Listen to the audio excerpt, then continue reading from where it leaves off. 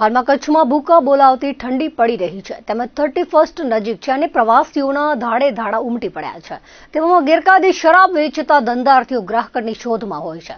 પૂર્વ કચ્છના દારૂના ગેરકાયદે વેપલા પર એક તરફ સપાટો બોલાવાયો છે, બીજી તરફ પશ્ચિમ કચ્છમાં જાણે છૂટ હોય તેમ માંડવી બીચ પર શરાબનો જાહેરમાં વેપલો થતો હોવાનો વિડીયો વાયરલ થતા પોલીસની આબરૂના ધજાગરા ઉડ્યા છે। એક વ્યક્તિ બીચ પર ઊભો છે અને એક્ટિવા પર દારૂ અને બિયરના ટીન રાખ્યા હતા।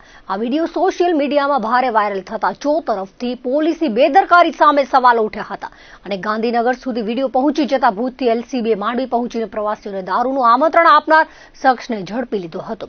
વિડીયોમાં દેખાતો શખ્સ મોહનીશ મહેન્દ્ર ઉદાસી છે અને તે બાબાવાડીમાં રહે છે।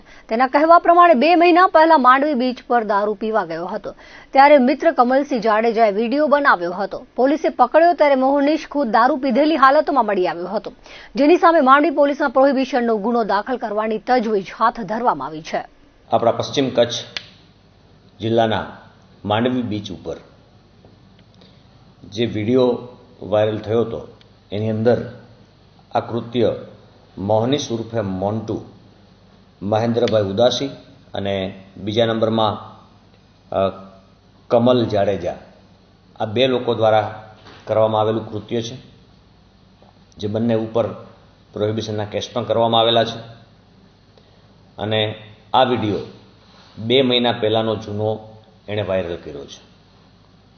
આખા સમગ્ર ઘટનાની અંદર આ બંને વ્યક્તિઓ ત્યાં દારૂ વેચવાની સતત પેરવીમાં હતા, પરંતુ પોલીસનું સતત પેટ્રોલિંગ અને સતત ત્યાંની જે કાર્યશીલતા છે એના અનુસંધાને એ લોકો દારૂ વેચી શકતા નહોતા અને એણે આપણા પોલીસ કોન્સ્ટેબલોને પણ સતત ત્યાં જોયેલા છે। એની સાથે પણ વાર્તાલાપ એ રીતનો થયો છે કે ભાઈ કોઈ પણ દારૂ વેચશે તો છોડવામાં નહીં આવે। એ આ પોલીસની કડક કાર્યવાહીના અંતે આ લોકોએ જોયું કે આપણું કામ અહીં ફાવશે નહીં। જ્યારે આ વિડીયો વાયરલ કરવામાં આવ્યો છે એ સમય અત્યારનો છે, જે ત્યારે સ્લેક સિઝન હતી એ સમયમાં ત્યાં ટુરિસ્ટો એટલા બધા નહોતા, એ સમયે આ ચોરી છુપીથી બનાવવામાં આવેલો વિડીયો છે અને આ વિડીયોનો મકસદ એટલો જ છે કે પોલીસને બદનામ કરવી। એ લોકોનું એવો મેસેજ છે કે જો અમને દારૂ વેચવા નહીં દેવામાં આવે તો અમે ગમે ત્યારે તમને બદનામ કરશું। આ મેસેજ પાસ કરવા માટે એણે આવું નેગેટિવ વિડીયો બનાવી અને વાયરલ કર્યો છે। હાલમાં ત્યાં ટુરિસ્ટોની પણ સંખ્યા વધારે છે, ત્યાંની ચોકી પણ સતત કાર્યશીલ છે। આપણા આઈજીપી સાહેબ અને આપણા એસપી બંને સાહેબો તમામ જે પર્યટન સ્થળો છે ત્યાં સતત પેટ્રોલિંગ, એસઆરપી, આપણા હોમગાર્ડ, આપણે જીઆરડી અને પોલીસ સતત તૈનાત છે। કોઈ પણ જગ્યાએ કોઈ પણ ટુરિસ્ટને આપણા કચ્છમાં તકલીફ ન પડે તે માટેની ટીમોની પણ રચના કરવામાં આવેલી છે। આ ઉપરાંત જે 31st આવી રહી છે તો એના અનુસંધાને પણ એક અલગથી આખી આપણા આઈજીપી અને એસપી સાહેબે ક્રાઇમ કોન્ફરન્સ લઈ અને શું કરવું અને શું ન કરવું તેની પર રૂપરેખા મુજબ અલગ અલગ ટીમો બનાવવામાં આવેલી છે। આ વિડીયોના અનુસંધાને એ લોકો ઉપર તપાસ કરતા એની ઉપર પ્રોહિબિશનના કેસો પણ છે અને અત્યારે તમે આરોપીને જોઈ શકો છો કે એની ઉપર પોલીસ કેસ કરી અને એને લાવવામાં આવેલ છે।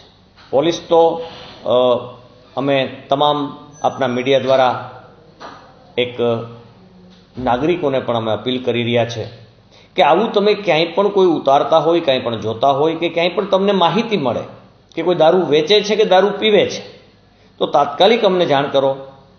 એ જ સેકન્ડે જેવી જાણ થશે કે ત્વરિત એ જગ્યાએ પોલીસને મોકલવામાં આવશે, અધિકારીઓને મોકલવામાં આવશે અને એની ઉપર સખતમાં સખત કાર્યવાહી કરવાથી સંતોષ માની